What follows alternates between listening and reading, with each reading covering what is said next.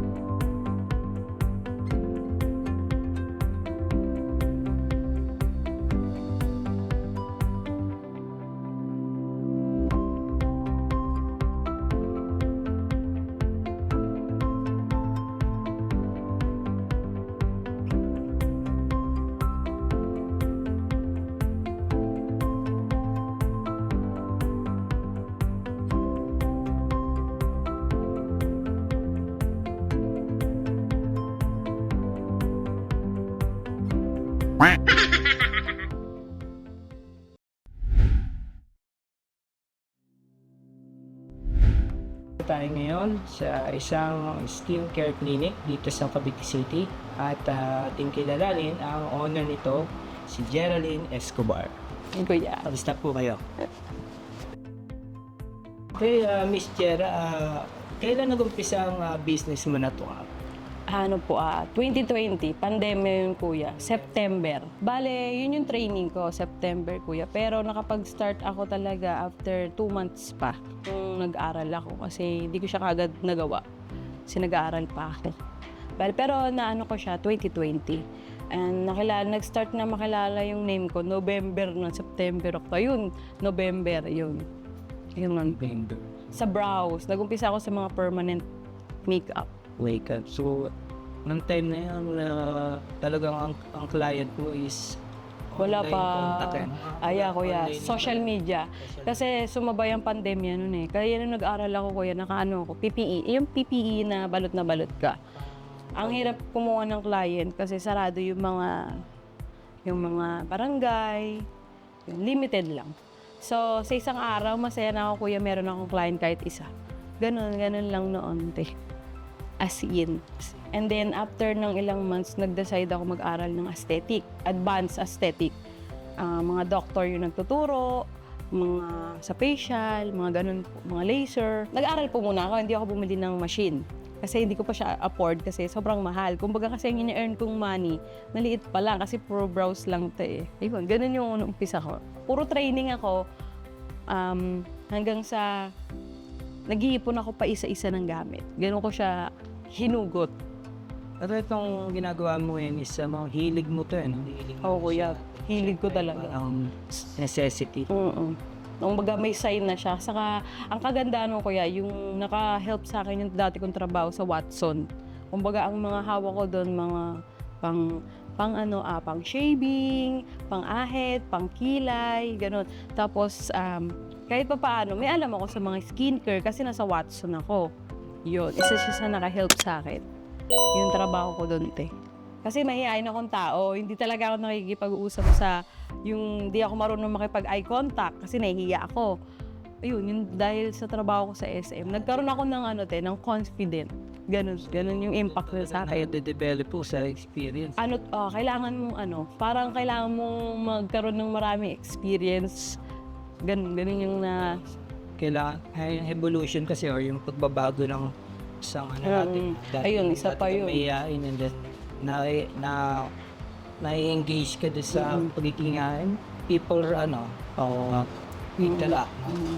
Saka yun, isa pa yung kuya, isa sa kalaban namin mga PMU, yung yearly na nagbabago yung pricing and then may panibago na naman na procedure na bilang esthetician and PMU, dapat ko bang kunin yung course na to? Kasi baka mamaya may side effect.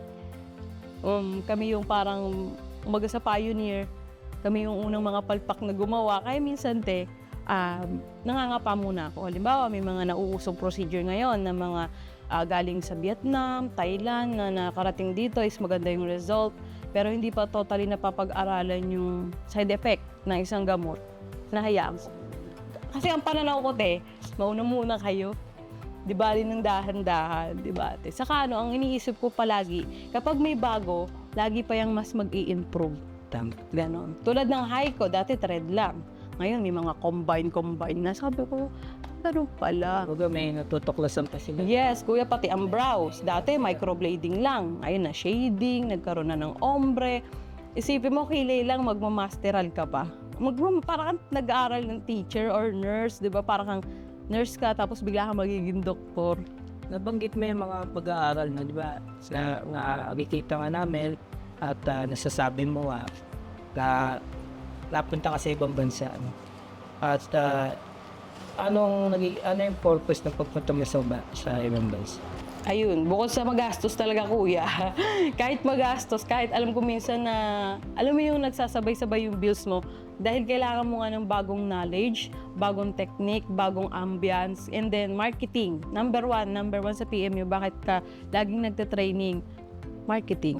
Kasi pag nakikita ng client mo na lagi kang sumasali, mas pinag-aaralan mo yung skills mo, mas nabubuo yung trust nila, na mas iniisip nila, dito ako.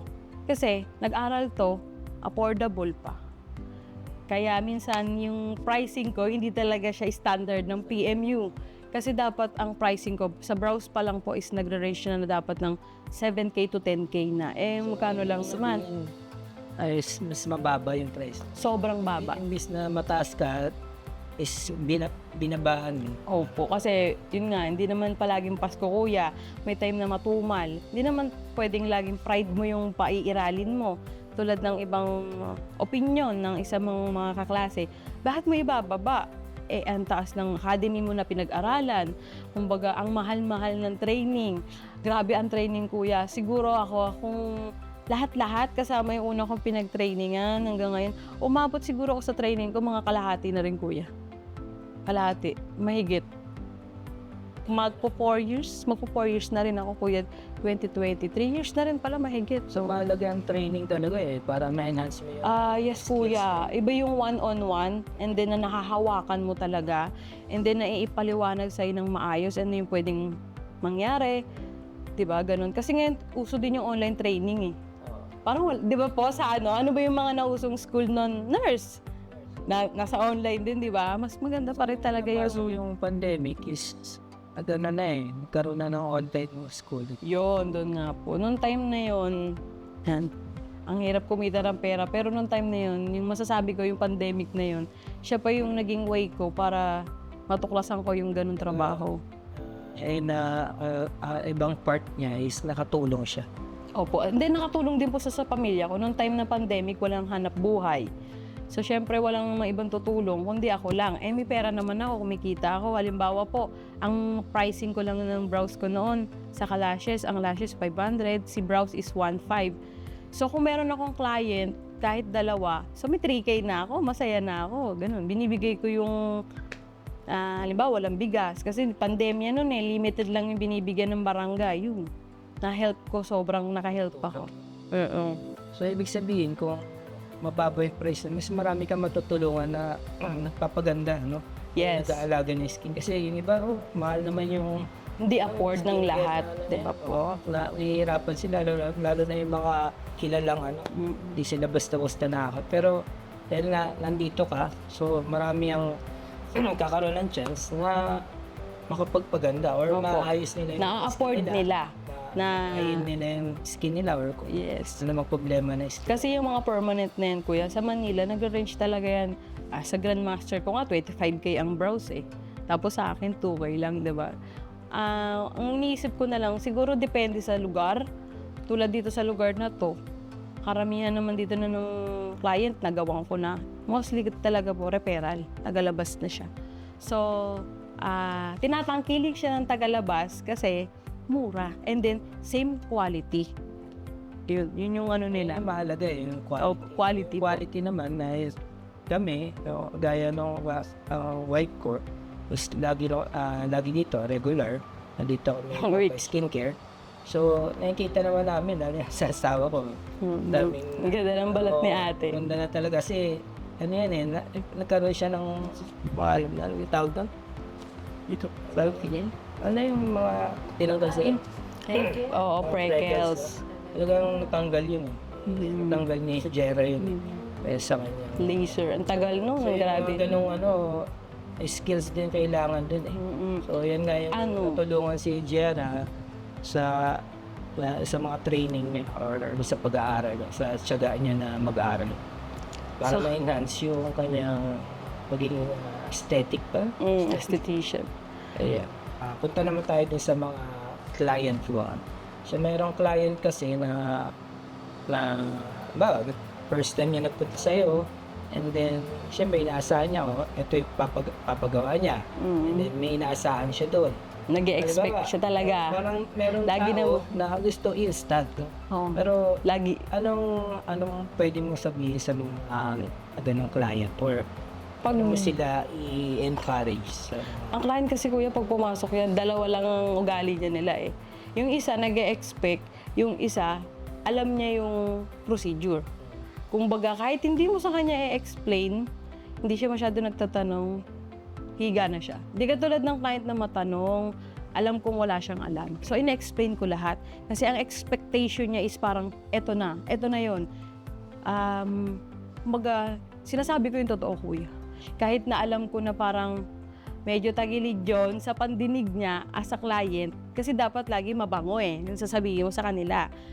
Parang feeling ko kasi, kuya, pag hindi ka nagsabi na totoo sa client, sasabihin mo na ganito yung magiging result kahit hindi naman ganun kabilis. Feeling ko nanloloko ka ng tao. Kaya gusto ko lagi, sabihin mo yung totoo na ganito po yung dapat interval, ganito po yung expectation nyo after ng ilang araw. Kasi naka-encounter na ako, aawayin ka talaga, kuya. Aawayin ka talaga, susubudin ka, galit sila gano'n. Pagka gano'n, nasanay na ako. Dati nakikipagtalo pa ako, ngayon hindi na. Parang, ma'am, ganito, nakinig po ba kayo nung time na in-explain ko? Ano po yung mga do's and don't na gagawin? Ayun, gano'n. Yun kuya, nasanay na rin ako sa client. Sa rant ng client, minsan harap-harapan mo pa nagrarant. And then, tulad no, pagka meron silang problem na minsan hindi ko nasakop, sasabihin ko talaga, halimbawa, ma'am, kailangan nyo na po ng doktor, nag-consult ka na po ba sa doktor? Ganun pa rin ako palagi, kuya. Kumbaga, andun tayo sa gusto natin kumita, pero mas maganda pa rin, maging totoo ka. Number 1 sa pricing. Di ba, kuya? Kung ano yung pinost mo, pag pumasok ka sa akin, yun lang yung presyo niya. Ang napansin ko lang sa client, kapag po sila nagra-rant about sa ibang mga clinic, so ang una kong mindset, ay ganito din sila sa akin kapag may ginawa akong mali. Ikakwento din nila sa papasukan nila na bago.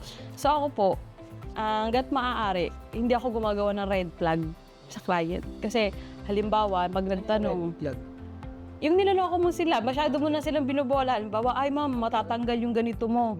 Yung, yes, hindi. Sinasabi ko yung totoo. Tulad ng sample ko lang ng BB Glow. Ang thinking ng client is permanent foundation siya.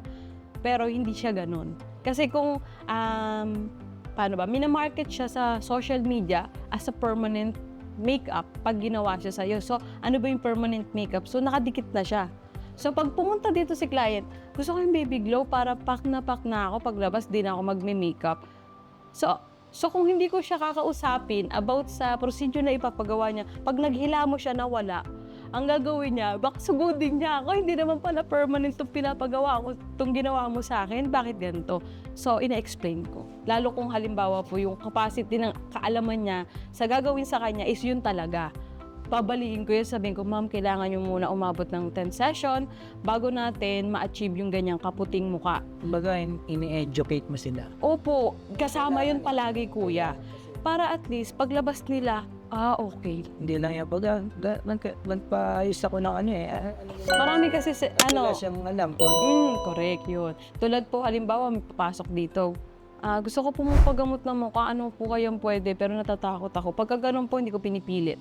Sinasabi ko, search niyo yung microneedling, yung pwede kong gawin sa kanya. Halimbawa na nakita ko yung mukha niya, kung anong procedure yung dapat. So, ililista ko yon or i-chat ko sa kanya. Ito yung mga procedure na yon. So, madami yon. So, sinasabi ko talaga na pag ganyan kalala yung acne mo, expect mo na malaking pera yung magagastos mo. Lalo kung magpupunta ka talaga sa legit na doktor.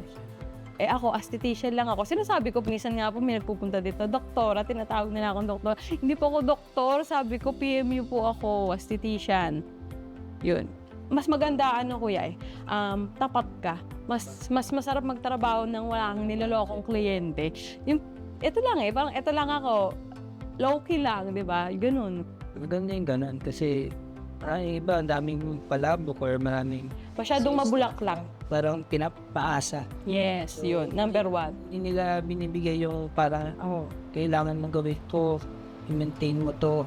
Kasi sa skincare, industry kasi, kung tayo nag-aalaga ng skin, is kailangan natin, i-maintain. Yes, or i-maintain kuya. Continue. Opo, may client kasi pagka isang beses lang, nag-expect na sila. Pag sinabi mo naman na kailangan niya po at least 2 times a month, pinakamaga talagang hindi nila afford yung weekly, kahit 2 times a month.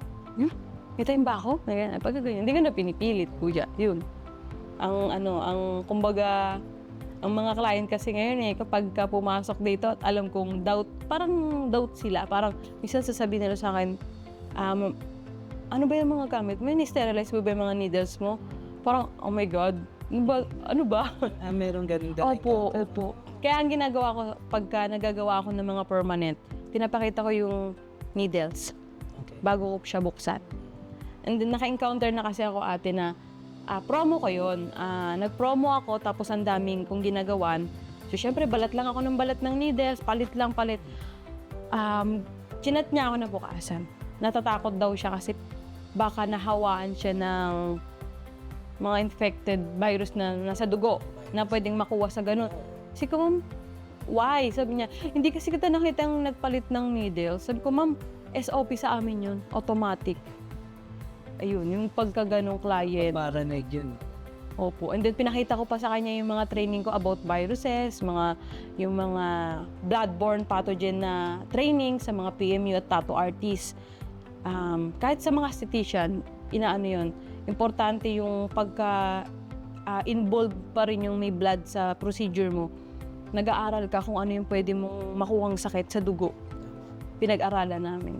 Para ma-convince ko yung client na, alam mo yun, na parang legit ako, ito yung training ko. In-explain ko, ma'am, alam ko po yung sinasabi mo. Hindi po tayo po pwedeng hindi magpapalit ng needles. Sabi ko ganun. Hindi po pwede yan. Tagal ko na pong artist. Ayun.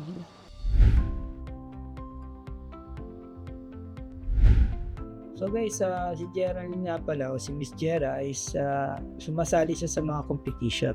So, ilang beses na rin siya nanalo at matibayan is marami na siya mga trophy dito sa mga certificate. So, ayan nga, si Gera mag-explain yan. Yung mga experience niya, yung mga contest na sinalihan niya, at paano siya nanalo.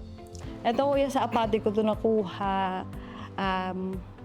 Parang na lang to, appreciation lang. Kasi bilang, mo siya. kumbaga parang marketing din ng name ko, ng aesthetic ko. Nabasag na yan, kuya. Clumsy Yan, mga nakuha ko. Isang, trophy, no? Pero, Parang pagkilala po. Apati po yan, Apati Academy. Academy po siya, mga permanent, piercing, sa Las Piñas po yun. Las Piñas din. Ito po, ginanap po ito sa sa Pasay, kuya, sa hotel, as mga lugar yun. Ayun, Kingsport Hotel. Malapit sa Okada. Okay. And then ito, pang third sa mga aura-aurahan. Christmas party namin, ate, napili akong pinaka glitz and glam rock yung suot ko. So, ang suot ko nun, black boots, mga ganong pormahan. Parang ima-market din nila. Appreciation ng academy na sumali ka sa kanila. Yan. As ito is nanalo ako sa mga parang passion, suot ng mga PMU. Pangatlo, ito naman ang Lux Beauty, ang nagbigay nito. Lux Beauty. Kamay na bro. Sa Okada po ito ginanap. Nito lang last year, September 6, 2023. Ganda na. Mga artists, marami kaming sumali niyan. Noong time na yan, may mga international master and jury din. Mga Vietnamese. Opo, marami. Saka yung wulup, wala akong nakuwang sa wulup. Napakadami ko kuyang pinagsalihan. Mga wulup na kakalaban mo doon, mga mga taga-ibang bansa na may lahi, taga-Turkey, ito lang yung recent. Yeah. Yung pinakabago nitong April. Silver, hindi ko expected. ABS, no? Ano pa din yan? Ang dami ng kasi, di ba?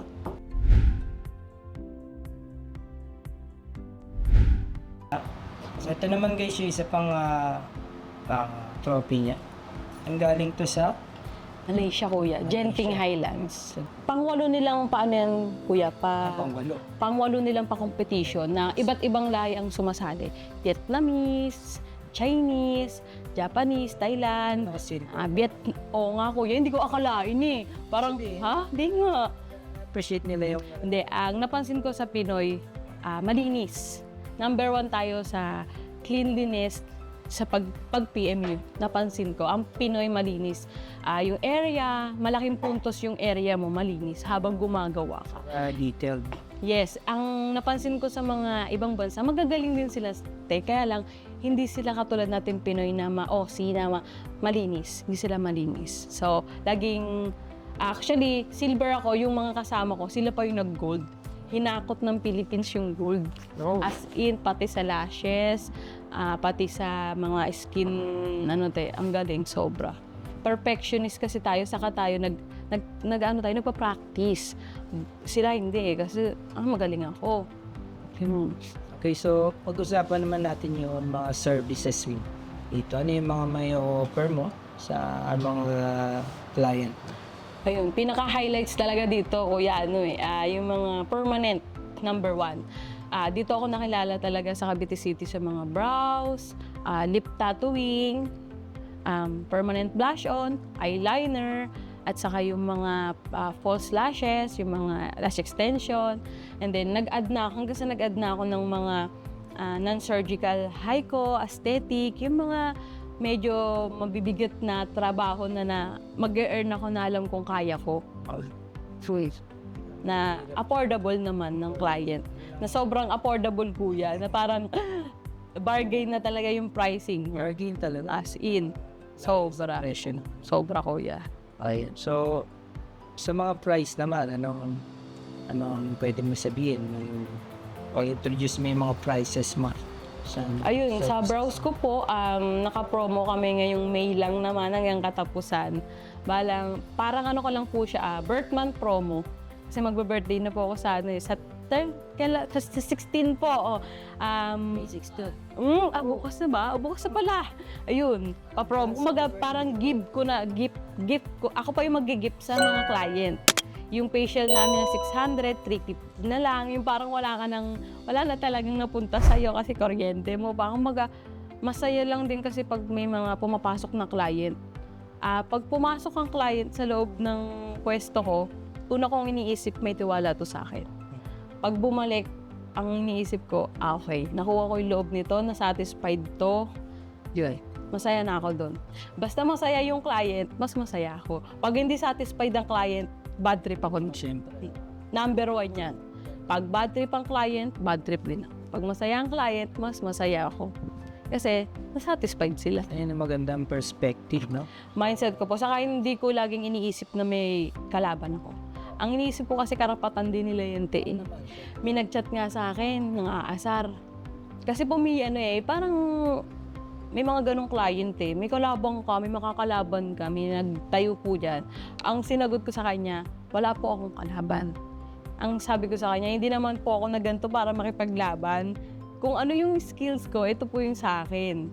Kumbaga, kung may pumunta sa kanya, may mag-try, okay. Kung wala, babalik at babalik sa akin. Yun yung naging mindset ko.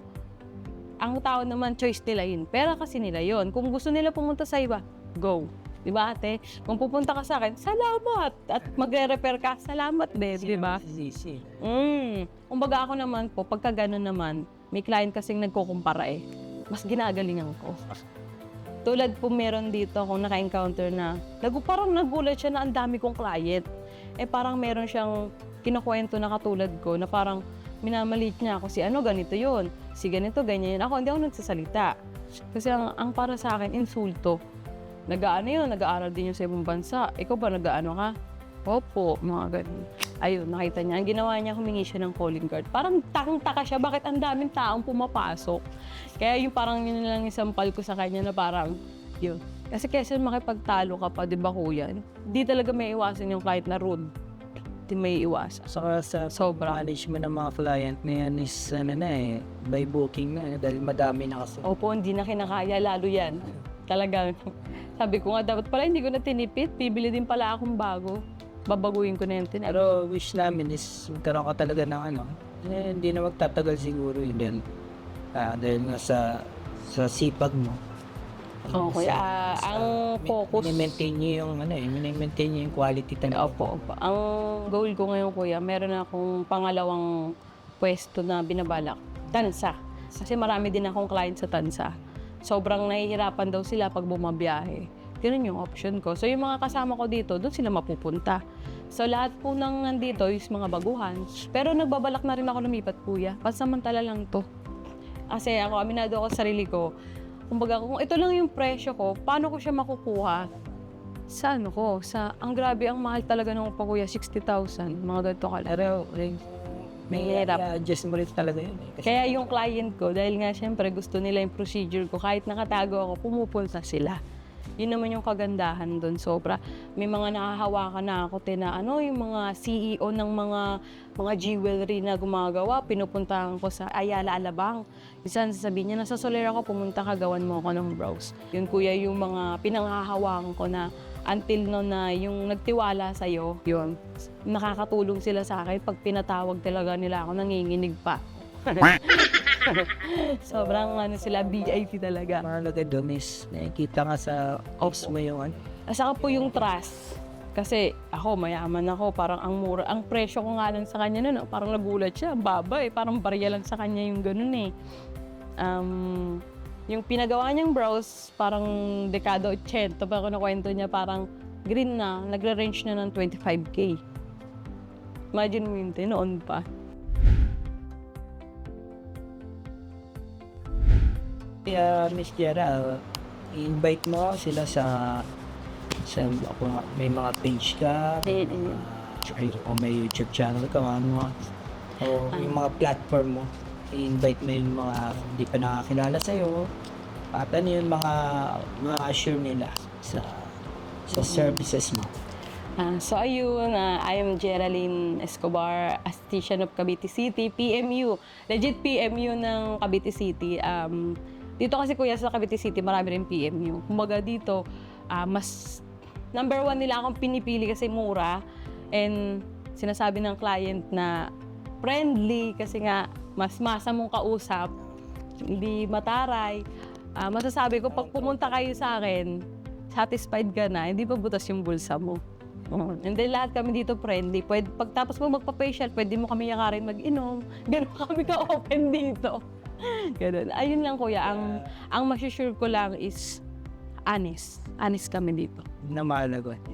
Hindi kami nagsisinungaling. Hindi namin para lang magpagawa ka ng ganito, sasabihin namin na magiging ganito ka. Kumbaga honest kami. Halimbawa, may pumunta pong client dito, sasabi nila, gusto ko na nun. Hindi sila pwede doon. Hindi talaga. Siya. Di pa po. Hindi naman pwede na, gusto ko maging Marian Rivera. What? Hindi po, alam yung procedure, hindi sila sa kanila pwede. Kasi nga, pwedeng may ma-damage sa skin nila. Pag pinagawa nila yon, pinilit nila. Ganon kami ka-honest dito. Bago namin hawakan, minsan nagtatanungan kami ng opinion ng mga kasama ko. Hindi porket ako yung may-ari. Pag nag-decide ako, ito na. May mga kasama ako dito na kahit papaano, meron silang, may knowledge na sila sa experience nila, kuya. Minsan sila nagde-decide kung anong gagawin sa client, ano bang pwede, and then may magsasuggest, yun. Ganon kami dito. Yung parang, hindi lang kami magkakasama dahil sa trabaho. Kumbaga nagkakaintindihan kami pag may client. Yun, after nun, banding kami. Ganun lang kasimple yung ano namin. Wala masyadong hassle. Saka ang mindset ko lagi, pagka wala naman ng client, aga tayo ng uwi. May pamilya din tayo. Kailangan natin magpahinga. Number 1 yun sa akin.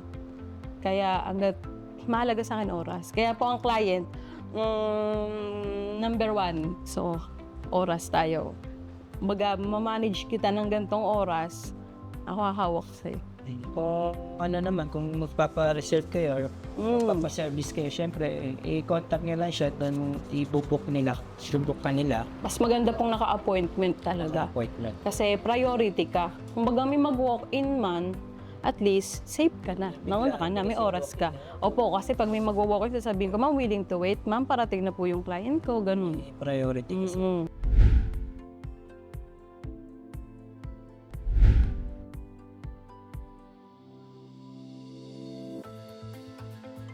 Ano yung page mo na pwede nilang puntahan?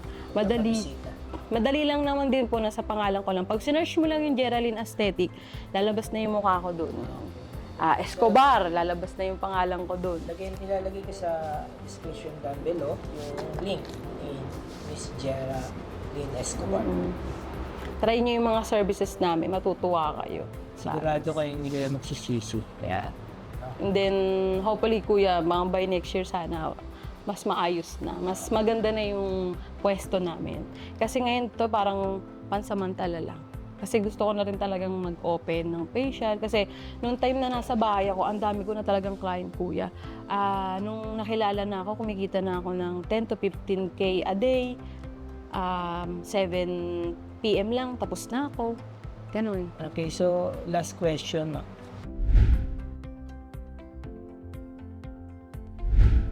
Benefits or advantage ng skincare sa isang tao, lalo sa kasi may mga edad, no?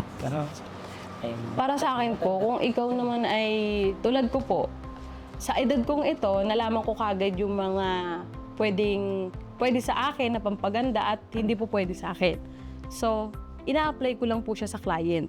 Halimbawa, si client, talaga namang big time, hindi niya masyadong nabibigyan ng time yung kanyang skin. In-explain ko na, ma'am, ito po yung kailangan niyo maging routine para ma-achieve mo yung ganitong skin. Ang kagandahan lang nun, kapag na-maintain nila yun, nakikita nila sa sarili nila na ang ganda sa skin, na nalilesen yung wrinkles. Kasi ang amin naman kasi, kuya, non-surgical eh. Doon lang tayo lagi sa pa-fresh lang. Hindi tayo pwede umabot sa mga opera kasi aesthetician lang ako. Pang doktor na talaga siya. Umaga pang ano lang tayo, reality. Hindi siya pang matagalan, pero at least yung pagtanda napapabagal mo. Kasi ang pagtanda hindi naman natin mapipigilan natin. Tulad ko, kuya, kahit bata pa ako, nag-ano ako ng mga wrinkles. At least pag edad ko ng 50, hindi na siya ganun kalala. Yun yung ina-explain ko sa mga bagong generation ngayon. Kasi yung naging mindset nila, kuya, matanda na ako, ayoko na niyan. O kaya pagka-edad mo, ayoko nang ganyan, hindi naman natural. Gusto kong i-ano sa kanila, sa mga client na hindi naman masamang magpaganda. Lalo't kung magiging confident ka, hindi ka naman nakakatapak ng tao, nagpapaganda ka lang naman. Ganun kasi sila, gastos lang yan. No, hindi. Skin investment mo yan eh. Yan ang lagi kong mindset. Maluho talaga ako ate sa mga skincare. Maluho ako. Kasi ang mindset ko, at least pagtanda ko, hindi ako ganun katanda. Di ba, te? Na kung ko siya, napabagal ko. Yun yung pinakamaganda kong sinasabi sa client. Hindi naman sinasabing, hindi ka tatanda. Hindi, tatanda ka pa din, pero mabagal. Kumbaga, pag nakita ka, ay, hindi ka mukhang 50. Ay, hindi ka mukhang 60. Yung mga ganun ba? Tapos, pag naging regular client mo yung client, sasabihin nila, alam mo ba, sabi niya, ang ganda ko daw, para daw may nagbago sa akin. Yung mga ganun, masaya, te. Sobra. Mahalaga. Kaya ginagawa ko siya ding marketing. Halimbawa, nag-chat. I-screenshot ko siya, ipopost ko siya. Kumbaga talagang feedback siya ng client. Diba? Sa kanila mismo galing. So na mismo yung nakasaksi. Ganun ang nangyari sa akin, kuya, kasi sila referral hanggang sa umabot kung saan. Nagugulat na lang ako, taga saan ka? taga Laguna. Paano ako nakaabot dito? Mga ganun. Nabot na sa ganun na alayo-layo na narating. Meron lumipat na ng malayo, babalik pa dito, magpapaano lang, paparetouch ng brows. Pero ang pinaka-highlights talaga dito, kuya, is brows, mga permanent. Doon talaga ako nakilala sa mga permanent makeup. Tapos and then nag-provide na rin ako ng mga lotion, ng mga set. Kaya lang wala na yung mga skincare ko ate na isang set eh. Soap and lotion na lang. Yan. Provide na ako niyan. May sarili ko ng name. Pag-glow. Oo. So, lotion. Ito yung kanilang lotion. Butani. Ang mura lang din yan. Magkano tong ganito? Yun kuya, ang benta ko per piece 300. Pero pag bumili ka ng dalawa, 500 lang. So naka-discount ka ng 100. Yes kuya, water-based pa yan. Kasi nga, Moisturizer. ayun na nga, di ba, alam mo, pag mainit dito sa Pilipinas, kapag oil type yung lotion mo, malagkit. So ang ginagawa, water or gel-based. Ayun, yung soap. Ito na may soap niya. 50 pesos lang, naka-sale siya. Kaya ang mura niya. Mura. Ang ganda niya, niacinamide soap. Hinahanap ni Nick. Nias. Para saan tong Nias? Bali po, face and body yung soap niya. Pwede siya sa mga may acne, mga dark spot, ganyan. Pag kailangan gusto mo mag-exfoliate ng skin, ang ganda niyan, te. Sobra. Para siyang ang effect niya, para siyang white kojic. Yung Miss Jana sa time. Thank you, kuya. Sana munlad pang yung business. Ay, sana nga po. Thank you, kuya. Sigurado naman kung tuloy-tuloy yung quality talaga ng needs. Talaga magano kayo mag-excel. And then, siyempre, tuloy-tuloy pa rin nga. Yung pag-a-advance ng knowledge. Mag-aaral ako, kuya. Ito, sa June, meron kuya. Turkey yun, pero hindi na ako pupunta ng Turkey. Mag-online lang ako. Hindi ko na kaya talaga. Kasi mahal din yung ticket. Oo, yun nga po. Isa pa yun. Sana may nag-sponsor sa'yo. O yun nga kuya eh. Kasi lagi ako na-mention pag PM yung, sumali ka. Ano, no po. Alay mo, may turon ka ng sponsor ng ticket di yung pupunta. Why not, di ba kuya? Pagka di ba? Natin kay Q Wheels.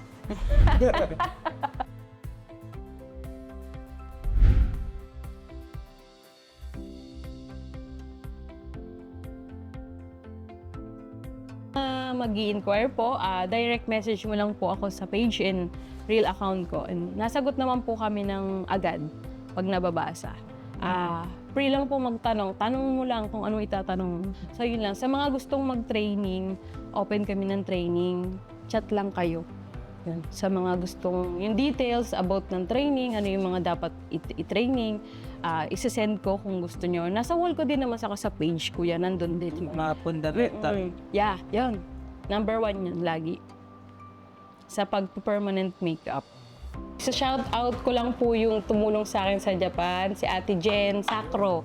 Hi po, isa-shoutout ko lang po yung nag-help sa akin sa Japan nung time na nagpunta ako doon, naglibot. Sana mapanood mo to, Ate Jen. Siya po yun.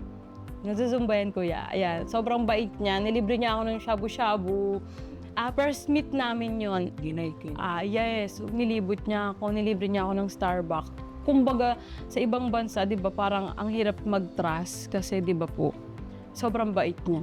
First time ko sa Japan, kasi sabi niya, alam ko yung feeling ng first time nang umapak dito siya sa Japan. Kumbaga, nakikita niya daw yung sarili niya sa akin.